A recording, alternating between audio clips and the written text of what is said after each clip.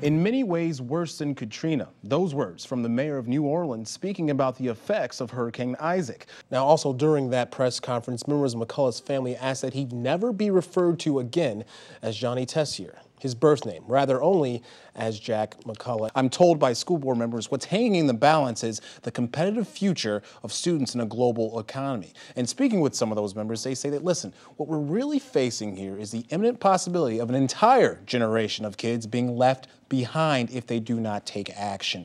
Some strong words coming out of today's conference. A woman donates her blood only to find out afterwards she has West Nile. Kimberly Craig has more in tonight's Healthy Living. Sabrina, clearly the fight is not over for these workers, and even with just over a month to go before they're scheduled to lose their jobs, today's inspiring rally made one thing very clear: hope still remains. The FDA is issuing new warnings about potentially dangerous tattoo ink.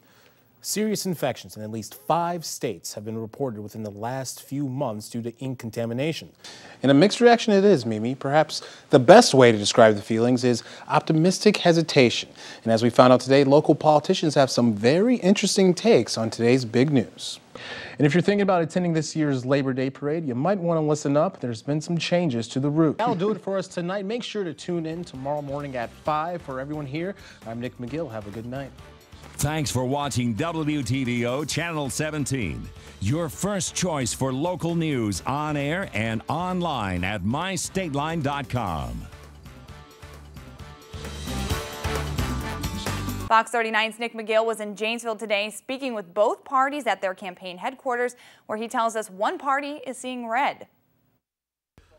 Phones were buzzing at Republican headquarters in Janesville, and so was local party chairman Jason Milkey about Mitt Romney's performance last night. I think everybody talking about it across the social media networks and everywhere I've been going today, everybody is abuzz about the job that Romney did last night.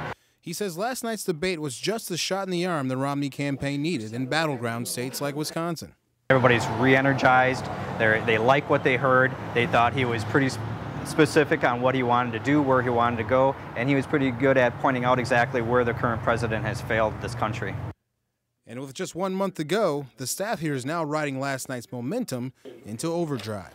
People are in there right now making phone calls. People are taking off of work just to go out there and knock on doors for us. They're putting out those yard signs. They're doing what it needs to be done. A different story across town at the Democratic office, where the local campaign chair admits that last night's debate has sparked some concern amongst Democrats. People are worried, but it's a concern, and it's good that people worry. But with 2 more debates to go, Vaughn is confident Wisconsin will stay in the Obama camp. I am not worried and concerned about last night's debate. President Obama tells it like it is. And both sides know this race is far from over. There's better than 30 days left in this race, and 30 days is a lifetime in a political race, and we need to work every second of that race. So our Republicans ride a full head of steam from Romney's apparent victory last night. Democrats insist he didn't say much of anything at all. Wherever the case, he certainly said it the loudest. In Janesville, Nick McGill, Fox 39 News.